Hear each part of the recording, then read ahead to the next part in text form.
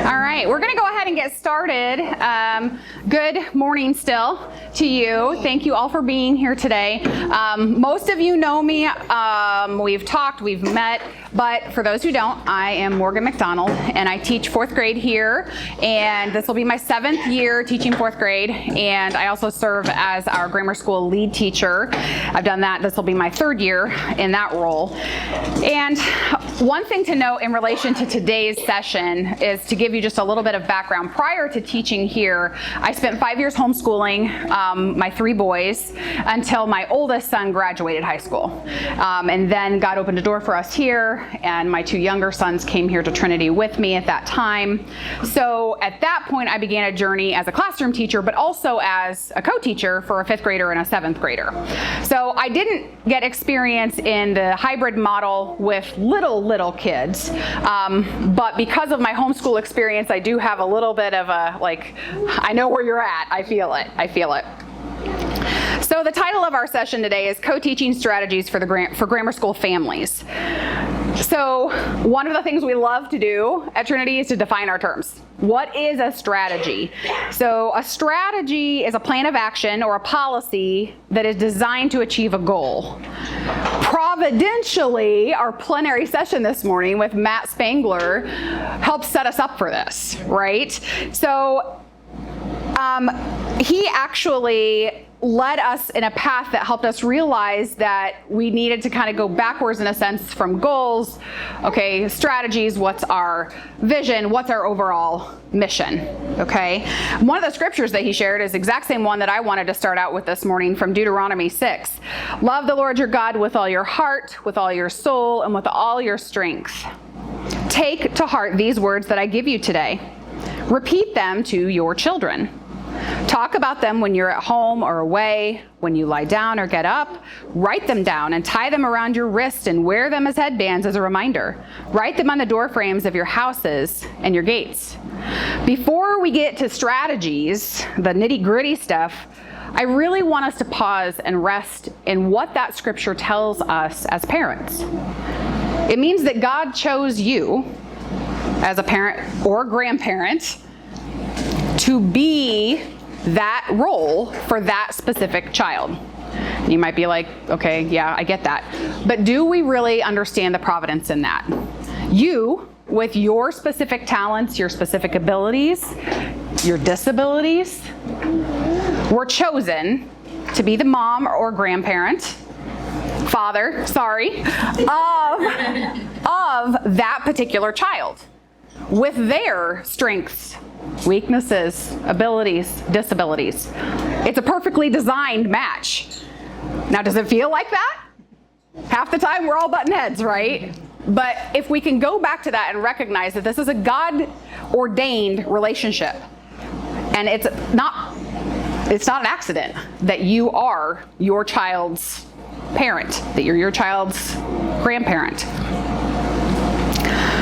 When we look at things through that lens, it should embolden us because we recognize that it wasn't like we made the decision to have a child who is extremely stubborn, or we have a child that has a struggle with reading. Instead, we recognize that there is a purpose for you, again, with your strengths, your weaknesses, to be able to meet that child where they're at and provide what is needed. To further encourage you, I want to remind you that here at Trinity, we don't just see you as parents or grandparents. You are partners with us. You are not just in the front row seat like in first class on the airplane, okay? You're in the co-pilot seat. And so on Wednesdays and Fridays, we as teachers are handing off the flight plan to you and saying, we know that you're capable of doing this. Does that mean it's going to be easy? No, and there are going to be times when you're going to be confused, you're not going to be sure about the directions, but that doesn't mean you're alone. The flight plan was designed to help, to guide, but relationships matter too. So what's written on paper doesn't supersede or override the communication and the relationship that we want to have with you guys as partners, okay? Now we'll get into kind of strategies. I tried to think about how in when we homeschooled, as well as when we started at Trinity and we had those off-campus days, how could we break down the various components of what that looked like? What made things either work well or fall apart? And kind of broke it down into 3 A's. The first one being attitude. Attitudes that will facilitate joyful learning. We know that all that we do, Colossians tells us we need to work, everything we do is for the Lord, right? Whether we are doing a job, whether we are serving, whether we are parent, whatever that looks like, everything, if we could do it through the lens of it's unto the Lord and not unto men, that affects our attitude. So keeping that in mind, that the attitude that we take in this role makes a huge difference in the effectiveness of being able to carry out the things that are going to happen within that role. Another element of your attitude is gratitude. Do you choose to be thankful for the fact that you have this role? I'm going to be honest. There were days when I had that 5th and 7th grader at home when my attitude was not one of gratitude. Yes, we had made the choice to homeschool, and then when we made the choice to come here, we made the choice to do this model, right? I signed the papers, I read the stuff, I did the interview, all of it, right? But it was hard, and I had to make a choice those days if I was going to allow myself to be disgruntled about whatever the case might be, or am I going to remember that I need to be thankful for this opportunity? Because there are tons of people out there that not only don't take the opportunity should it be presented, but they don't even recognize that it's available to them. We are very blessed to have the opportunity that we do as parents to help educate our children. And so you having an attitude of gratitude is going to affect the overall success of your off-campus days. The other attitude that I think is extremely important is flexibility. You are going to have to bend. Life happens. The car breaks down. Someone gets sick. You forgot about an errand that you absolutely have to run. The only time you could get a doctor's appointment is in the middle of the day on Wednesday. Those things are going to come up. And if you are not flexible, you will become derailed. You definitely will not have gratitude. You won't know how to be diligent in your work. And then you're modeling that for your children. So when those things come up, one of our favorite phrases in our family is, "This isn't a surprise to God." And I know that sounds really silly, but it's true. The little things, this isn't a surprise to God.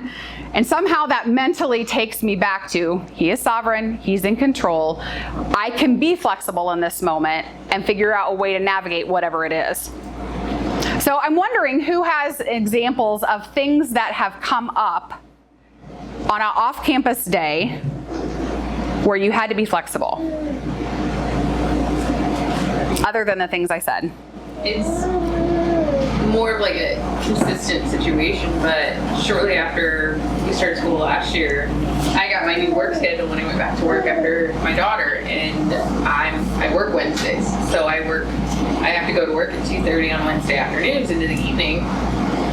So we had to kind of rearrange how we were doing the at-home days so that I would try really, really hard to make sure I had as much of the schoolwork done as possible.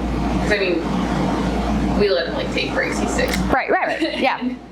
So that my husband is responsible for as little as possible, because he does the dinner time and the shower and the bedtime and all that stuff. So.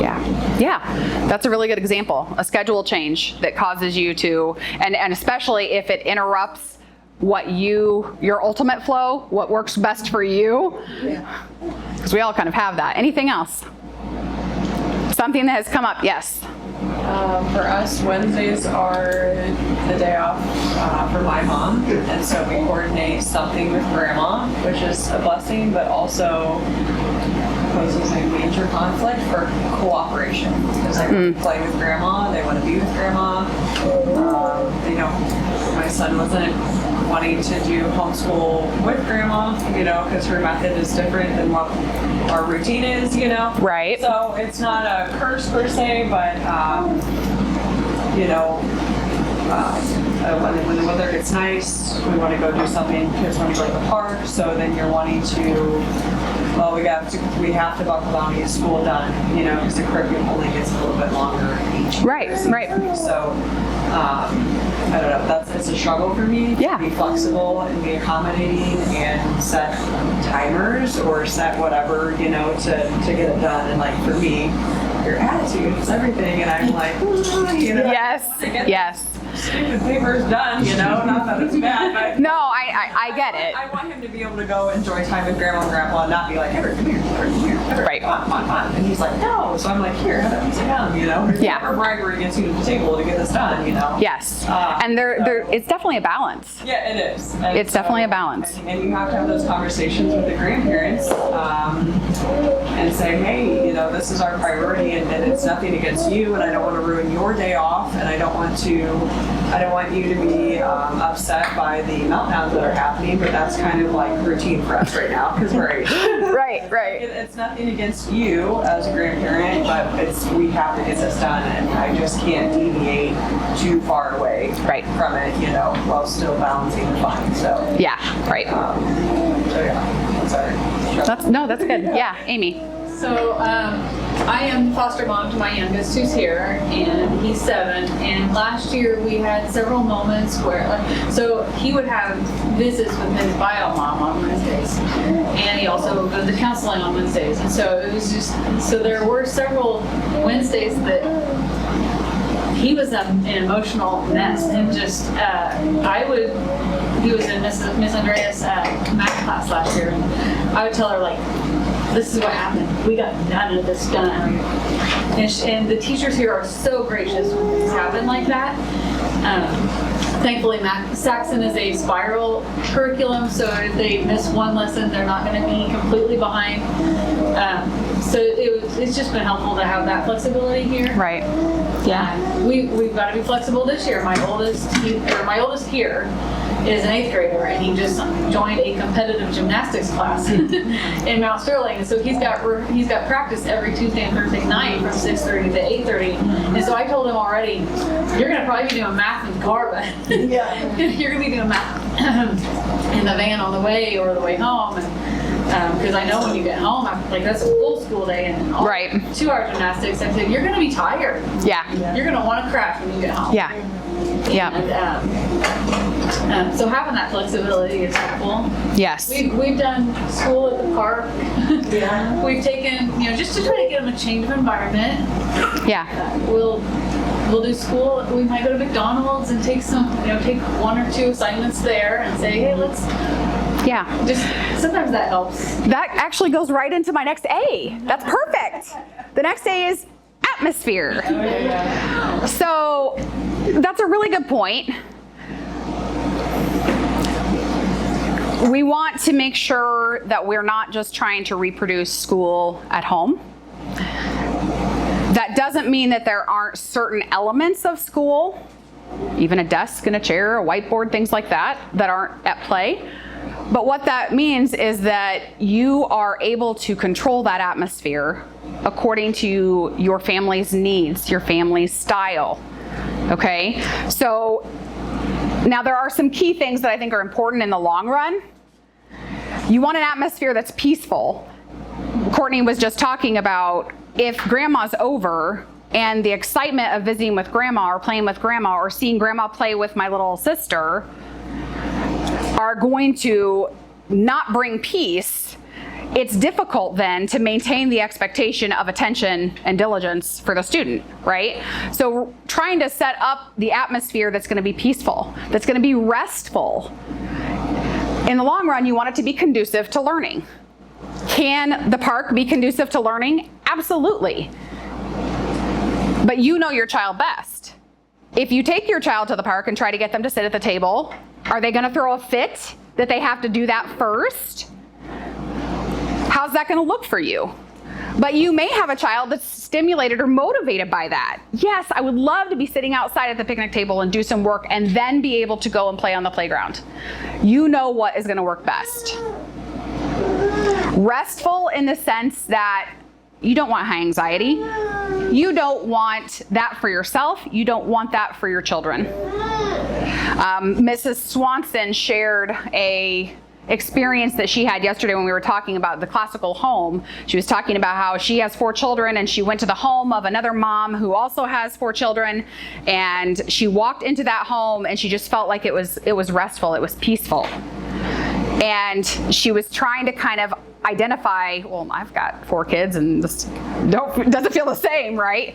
And she realized that it was when she sat down and she could actually hear that the mom had classical music playing in the background very quietly, but it was something that she did all the time. And that was a regular thing for them. And it set a tone for the home. That may not work for you, but it's something to consider. What will bring rest? What will bring peace amidst work? It's possible to have rest in the midst of work. Where is your mind? What is the anxiety level? Identify things that are distractions. If you do not have a space that's far away from the toys, figure out how to strategically place things so that for little ones, their vision isn't constantly being all the things that they would rather be doing other than school. There's the TV, and there's my Nintendo, and there's my blocks. And now sometimes your home isn't necessarily a place where it's easy to maintain that and figure that out. But try to identify the places that are distractions and then problem solve. What can I do about that? Is there a way to change something? When we homeschooled, and my oldest is 5 years older than my next, and he got to a place where we have pretty open floor plans, so the kitchen, dining room, living room is kind of all together.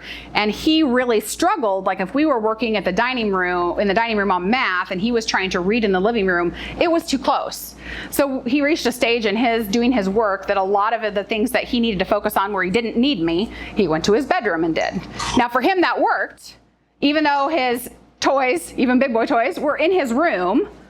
Because of the type of personality he has, he was able to realize that if I'm isolated here and I get my work done, I'm able then to do my things, whatever I want to do. That same strategy would not work at all for my middle son.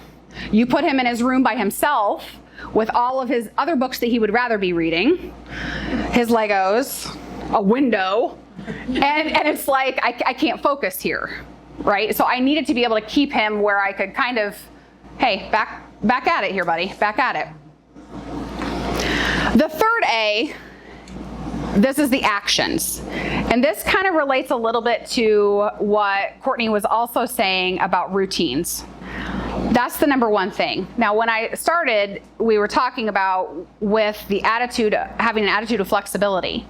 So I'm not saying when I say an action of routine that you need to be rigid. That's not what I'm saying. You don't adopt the idea that, well, let's see, school starts, you have homeroom at school from 8:20 to 8:40, so by 8:45, we're doing math. That's not what I'm saying. What I'm saying is you need to establish a flow. Some kind of flow of your day so that you have an idea of how things are going to go, but also so your student has an idea of how things are going to go. Things are going to happen, things are going to change, and you may find from year to year or even within the same year that the flow that you started with isn't necessarily how you want it to continue in the long run. You may find that there are certain things. One example might be a lot of people look at things like math, doing math really early in the day. Brains are fresh. We adopt that here. We do math first thing in the morning. You may find that your student can do math after lunch and be just fine. And if math isn't their favorite thing and they're able to start with some of the subjects that they love, that their attitude remains better. And so then after lunch, their brains are fine, they're doing great, and they can do their math. You are the one who's going to know what will work for your student. The idea is that there's enough structure that they know what to expect. Why? because that's what school provides for them day in and day out. We provide structure and expectations. Yes, there is grace. Yes, there is flexibility, but we are structured, right? We start at the same time. Most teachers follow the same flow of, this is how the classes we do on Monday, and this is the order in which we do them. On Tuesday, these are the classes we do in the order in which we do them. I'm not saying you have to be quite like that, but though having that structure is actually helpful. They know what's coming next. They know what the expectation is going to be. Especially for small children, breaks are key. You have got to give plenty of breaks. But also realizing that if that is also structured into a flow, it may be easier to work through a difficult task knowing what's coming next.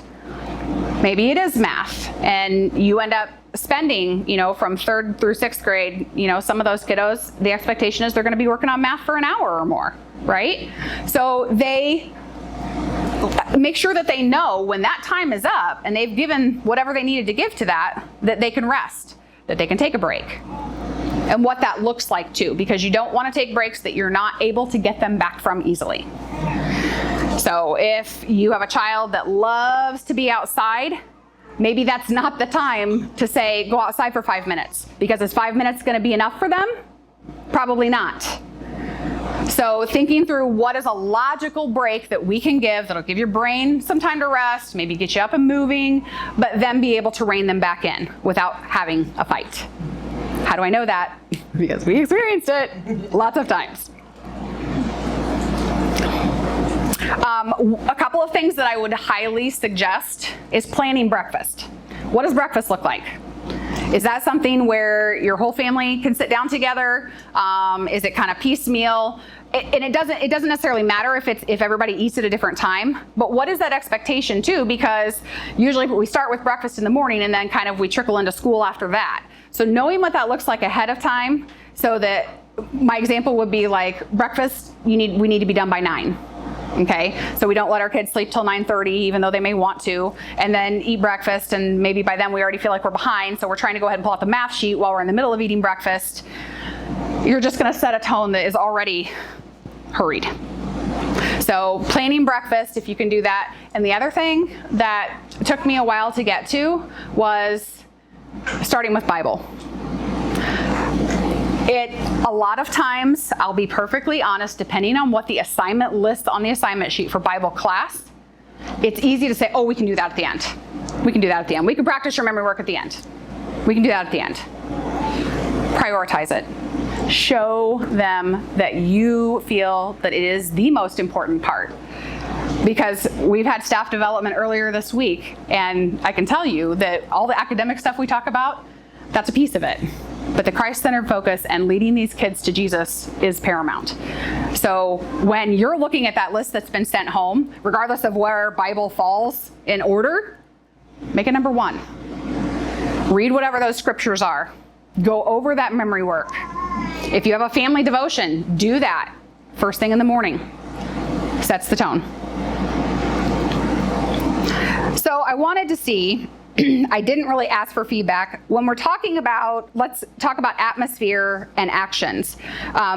Amy mentioned the park or McDonald's or something like that as far as atmosphere. Does anybody else have anything related to atmosphere that they could share? Yes. My son is very rigid and routine in his expectations. If you deviate and you haven't warned him, tread a fine line for an all-out war. Yeah. So we do our dining table. So I make sure that because we eat at our table every night, obviously, and for most of our meals during the day. So I make sure it's all clean. I've got it organized with different piles of the different subjects and what he's going to need for those assignments. And so he's got it all spread out. He can see what's what. He can see what is expected of him that day. Right. And he just kind of sits down. I'm like, okay, where do you want to start? And he'll point to the pile of where he wants to start, and that's where we go. And that's a really good point. One of the things that I didn't mention is sometimes allowing the student to kind of pick what they like is helpful. The thing you have to be careful of is if they're always pushing off to the end the things that they struggle with the most, how are they mentally by the time it comes to that? And you can have a conversation. Even a little person can understand, listen, I know that you don't want to do math, but when we wait until the end of the day to do math, your brain seems to be really tired and we struggle a lot. So how about we work together and maybe we'll pick one subject you like to do first and then we'll do a hard one. The other thing that I have suggested to families that seem to kind of struggle with the getting going is on Tuesdays and Thursday nights, before Wednesday and Friday morning come, pull out that assignment sheet, look over it, let them read through what they are going to have to do and let them at that point number, put in order how they want to tackle it. One thing that hopefully will alleviate is the next morning, if somebody's grumpy or kind of in a bad mood, you can kind of say, well, this is what we laid out. We're going to follow this for today. And then, you'll have another opportunity next assignment sheet to decide if you want to do it in that order. Well, I definitely would say check the assignment sheet the day. Like, that's the first thing I do when we walk in from school. I'm like, all right, what are we doing then? Yes. Me too, I get it. That way I am prepared too. Anything else related to atmosphere? Things in your home or things that you've done, struggles you've had? Yes. I've trialed and errored with atmosphere, mostly on Wednesdays. Like I said, my mom, my grandma has a peaceful home. There's no TV, there's no chaos there. So that seems to work okay for us, other than he wants to go play, because the younger sister is playing. Right. Her room is not, or her house is not open concept, but the living room's still right there. He can still hear. So I learned my lesson on, working through the hard part, no breaks with math, because the timers, it was so hard to pull him back in to focus. Something I consider is kids that little have so much energy, and winter time, hard to, you're cooped up. So I've used the trampoline park as an incentive, because the time increments at a place like that is an hour and a half of bouncing. And then that's your incentive, we shake on it, you're gonna do your homework when we sit at grandma's house, Yeah. And he did great that day, because I feel like he got all the worms wiggling out. And he was, boys like that. Yeah. That's kind of the thing that we've tried and worked. We've deviated to set up a place upstairs to do it, a place downstairs, and then something else to consider would be the library. Our library is so small, and Rushville Library is really great too. If they can stay on task, I might trial that with wintertime just to get a change of scenery that's still peaceful, Yeah. But the wiggle worms, the running and the jumping. I had my kids get a gymnastics bar for Christmas. The grandparents pitched in so they can flip around. And for a while, or the nugget cushions are really popular, so they can, launch themselves for a little while and then come back. Launch. The I love it. crazy winter time, for us is important to include in your school stuff. If you're not doing gym class, it's an option. So, well, and recognizing what you said about needing to wiggle and move. Some kids need that more than others. Is it okay with you that they're walking in circles while they're doing their memory work, or sitting on an exercise ball and bouncing? I used to toss a ball to my oldest. Yeah. My oldest is 19, and so we would just doing spelling words. Yeah. So I'd say a letter, then he'd have to say a letter. I'd say a letter, as we're throwing the ball back and forth. And you might think, well, that's not peaceful. It is, because it's bringing peace here, right? It's not about somebody else walking in and judging whether they feel it's a peaceful situation. And some of these kids, that it helps them, because my son can get some anxiety when he's trying to remember something and he's struggling with it. So the physical distraction actually kind of helps him, and then he gets it. Yeah, it reduces the anxiety. Little kids love to do competition.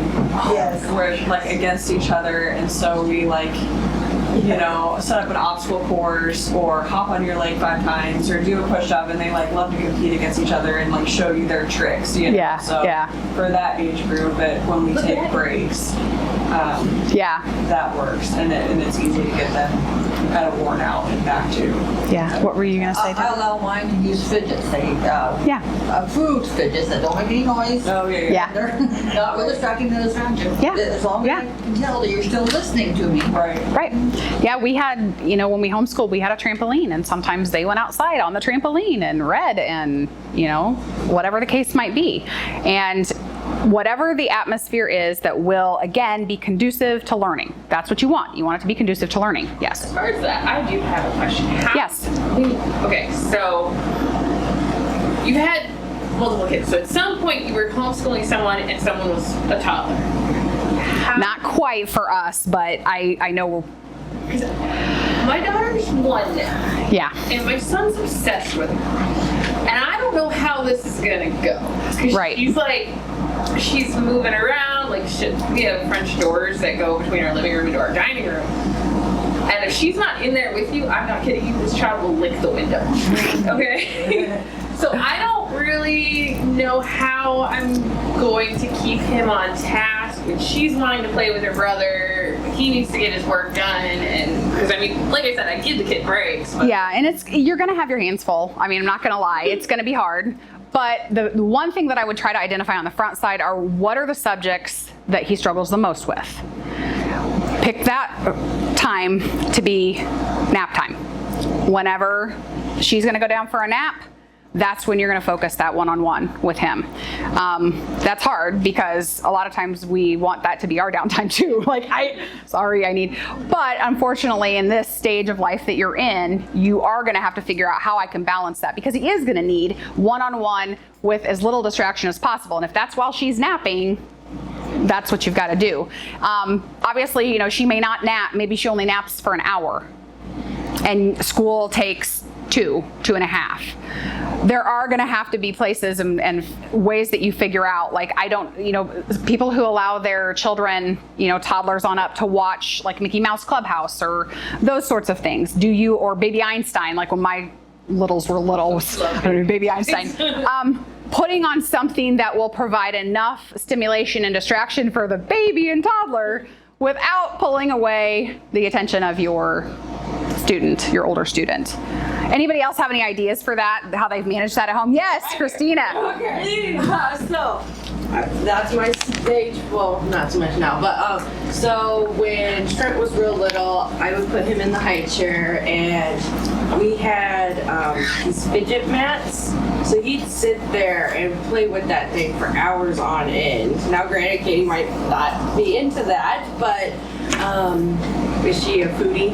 Trent was a foodie. So I would take even the smallest little things and cut them up into the tiniest pieces and only let her have one at a time. So I do one at a time. So that's something Yeah. you can utilize. that's part of what concerns me, because even with this kid eating dinner, he's sitting there eating.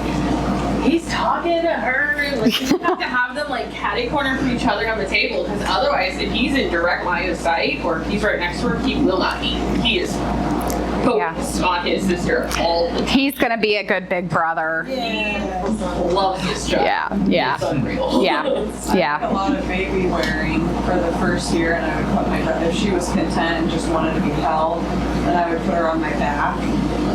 And if you strap a chew toy or something that she can fidget with, while I'm multitasking with him, even if I'm standing at the table, I'm kind of guiding her along. Well, we did great with her last year when she wasn't mobile.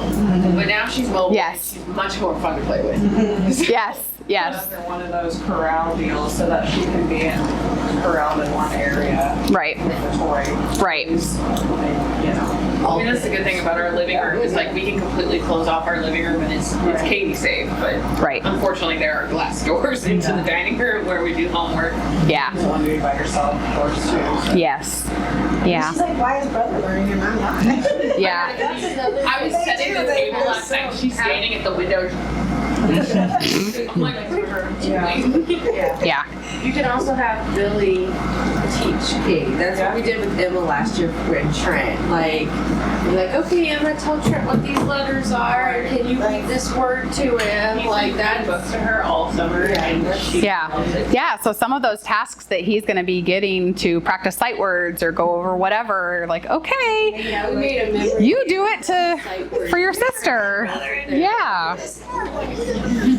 So we have a little bit of time, and I want to talk a little bit about troubleshooting hindrances or struggles or challenges. Some of that has already come up. So thank you for that, your vulnerability and sharing. I actually reached out to our teachers and tried to ask what kind of frustrations or struggles have they heard from co-teachers, also things that they may have come across that I haven't come across. One of the big things that we hear a lot is, my student acts completely different for you than they do for me. That's like one of the rules of life, right? I love y'all, but we can't really do much about that. Congratulations, your child. The reality is that your child, when they're in this environment, we're training them about various things. You train them on some of those same things at home. But regardless, when they're at home, they're going to be more relaxed. They're going to feel safer. Of course, they feel safe here, right? But home is the safest place. I can fail, I can do whatever, and mom and dad are still going to love me. They're still going to take care of me. So I throw a screaming fit because I don't want to do homework today. Mom's still going to feed me lunch, right? At school, throwing a screaming fit's going to end me in Mr. Murray's office. You know, there's a different set of standards. Even though we're trying to train the same virtues, there's a different set of standards here to some degree than what you've got at home. And so you're going to have that naturally. I say that to kind of go back to the beginning. It's not an accident that you are the one that was chosen to handle those struggles. So take heart and trust that the Lord's going to lead you through it. I always tell everybody, I'm your mom because God knew I could take care of you. Yes, When absolutely. you came to me in this life, I had no idea. So Yes. Yes. Yeah, I'm gonna be reminding myself of this every day. Yes. She can't even tell you shit. She's sassing you. Yeah. So that's one of the things that we hear that's a common struggle, because it relates directly to then the productivity and the peace that happens on those days. Sometimes one of the challenges that we hear is that the workload seems heavier than what you feel or think it should be. Or coupled with that, right along with that, is that you yourself are like, I do not remember what those questions are to tell the difference between an adjective and an adverb.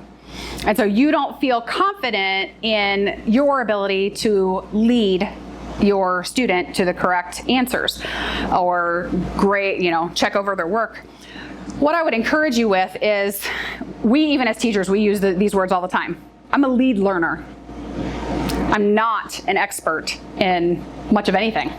Okay, the 4th grade content that I'm going into my 7th year teaching, I still would not say I'm an expert. There are people out there that know so much more than me, but I'm the lead learner in that classroom. And so I take the store of knowledge that I do have, and I find a way to present that and lead students using classical tools to a place where they then have that information in their store of knowledge. It's the same thing true for you. You can be the lead learner. It's okay to say, I don't remember, or I'm not sure. Let's figure this out together. Do we have an answer key that's available to us? Do we have a direct line of communication with another family who's in the same class that maybe has done this?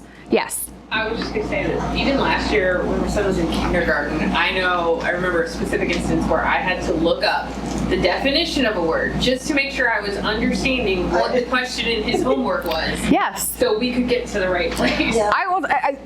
You'd be surprised how many times in 4th grade, like we're allowed as teachers to have cell phone use for certain purposes.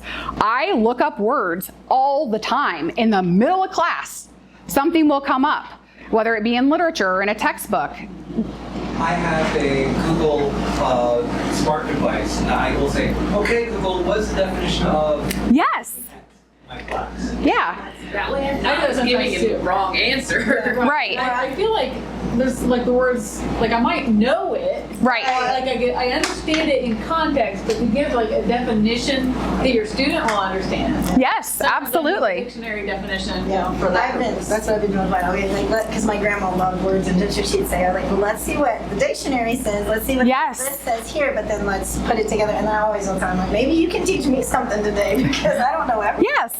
And that's a really good point, because not only are you a lead learner, but how much do those kids love teaching you something that they know that you don't? And then they grin. And Yes. They're so proud. So embrace that. Don't feel like, oh my gosh, I never learned that in school. My kid knows more than me about well, the rock I was cycle. shocked about the math class. Yeah. I was like, oh, I really need to brush up. Yeah. I'm gonna be honest, half the stuff he's doing in kindergarten, I was like, I don't think I did that in second grade. Yeah. Yeah. That's what my husband said the other day. You are going to encounter content that you feel is hard. Your student is going to encounter content that they feel is hard. Your attitude about it, what you project about it, is important. I'm going to actually quote something that one of our teachers said. They said, if the parent thinks that a certain subject is useless or is hard or is being taught wrong, guess what? The student will magnify those feelings in themselves. The number one hardest thing to do as a teacher is to inspire the inner desire to learn in the student. That's because only the student has direct control over that capacity. Everyone else only has influence. And one drop of negative influence is worth 10 drops of good influence. Co-teachers have to be prepared to dig in and learn with a good attitude themselves, or how do you expect that from your student?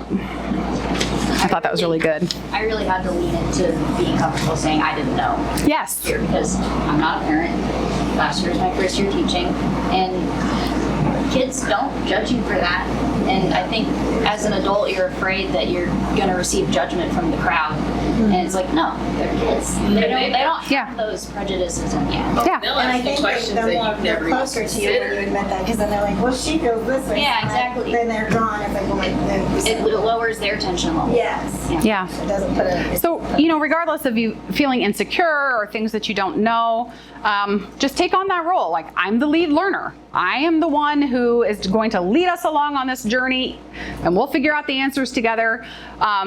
Utilize resources that we have provided for you. And I mean things like, every grade typically has a resource folder that's available online. We try to put answer keys or things like that in there. But also utilize direct line of communication. Please, please know that we want to dialogue with you. We don't want you to be left hanging in the dark about an assignment. We don't want you questioning what we mean. We are wanting you to be fully equipped. That is part of what we're doing here. I mean, Mrs. Spengler reiterated to us, we are Christ-centered, we are classical, but we are hybrid. And there are certain things that go along with that do make us different as teachers here than other teachers. Teachers in other schools don't have that need and that obligation to equip you the way that we do. That's part of our job, right? We spend a great deal of time thinking about, have I equipped my co-teachers to carry this out on a Wednesday and a Friday?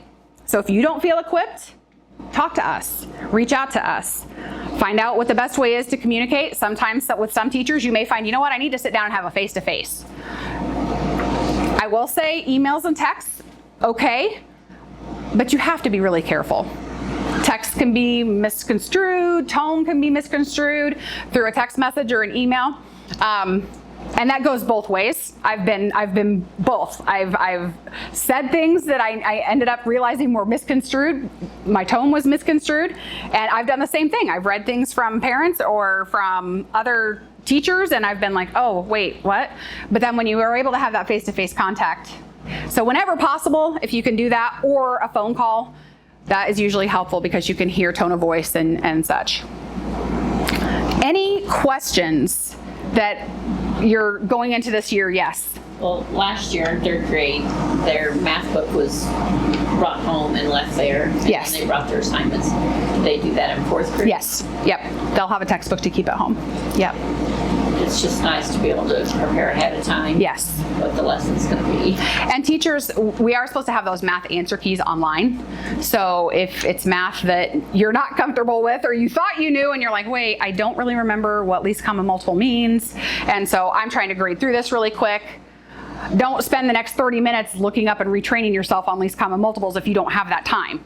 Use the answer key that's been provided for you, and then maybe make yourself a note. Maybe I need to look and see and remember what that is. When it comes to these answer keys, does it kind of give you like a basic run of how you get there, or? It depends on the answer key provided, because I think your answer guides just give your answers, right? Or do you use the actual the teacher book?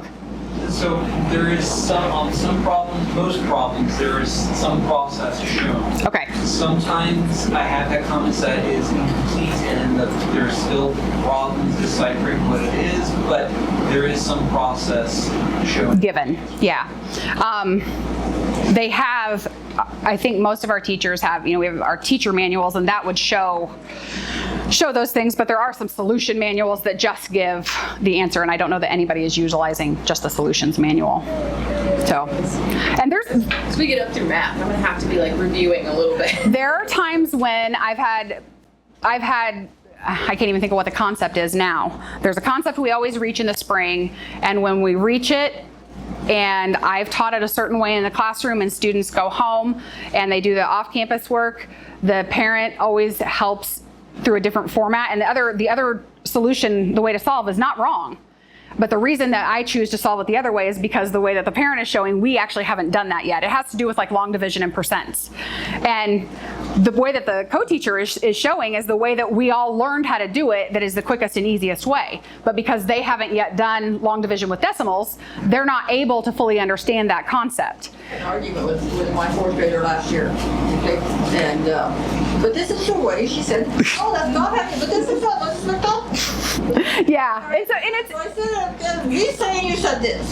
She said, yes, I did. yes. Well, and it's sometimes it's helpful because, again, like when I was first going through that curriculum, I didn't remember this other way to solve, the one that I'm supposed to teach them first. The way I remembered was with long division and, and the decimals. That was what I went back to. So it's not, and there's nothing wrong with that, and she felt comfortable enough to say to me, hey, he's arguing with me about this, and what did you really say? There's been a couple times when I've had to show how to solve something in more detail than what the book showed, and I've taken a picture and sent it to a parent and said, this is how we would do it if we were doing it up on the board.